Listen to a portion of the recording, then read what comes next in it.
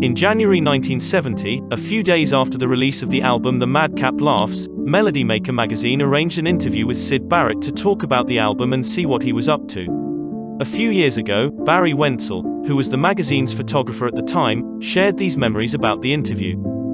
Here's the amazing, spotty Syd Barrett. We went down to do an interview with him, and his manager came up very apologetically saying, Syd has locked himself in a room and he won't come out. Can you speak through the keyhole and try and get him out? So we knocked on the door, and it opened a crack, and this little eye appeared, and this very frightened character saying, is that you guys? I said, yes, it's us.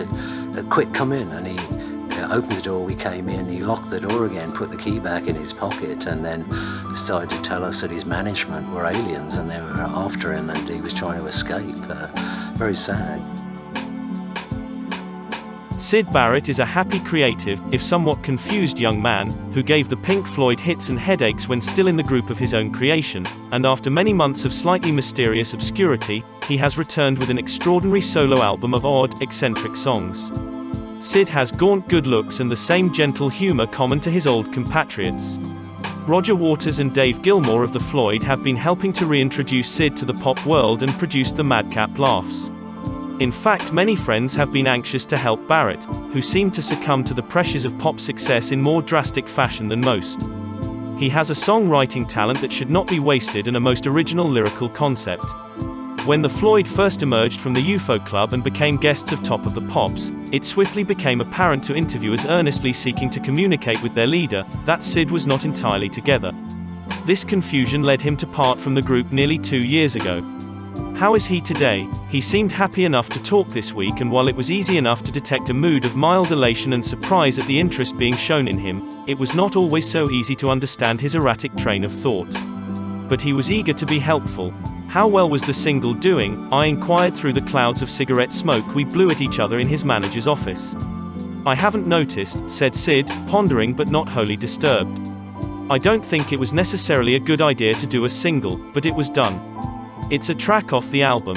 I've spent a long time doing it, since I left the group. But it was done at a reasonable pace. My time has been fairly well spent since leaving. I haven't had a particularly hard time and I was okay for money. I've heard of a few plans for me to do some appearances, but there is nothing positive enough to talk about. There are vague ideas about a group as well. I've just spent my time writing fairly regularly. I've certainly not been bored and there are still a lot of things to do. When I was with the Floyd, the form of the music played on stage was mainly governed by the records. Now I seem to have got back to my previous state of mind. With the volume used, they inclined to push me a little.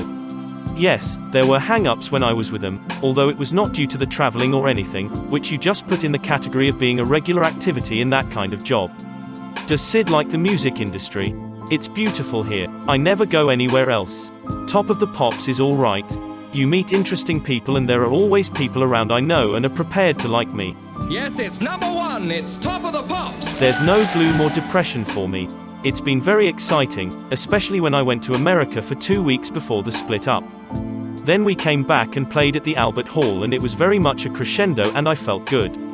I miss playing to audiences, although I haven't missed it so much recently. Was Syd satisfied with the LP? Well, no. I always find recording difficult.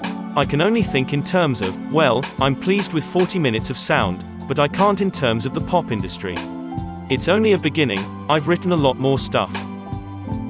Syd occasionally laughed, seemed agitated or trailed away into silence during our conversation.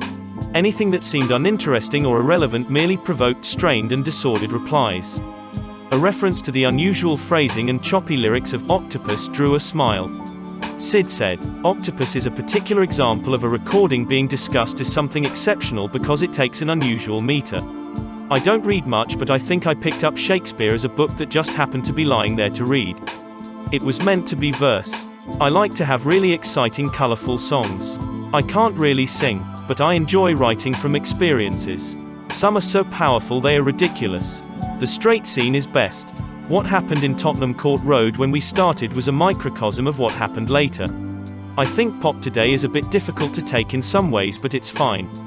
I've never felt I have been left behind. I'd like to play sometime on the scene.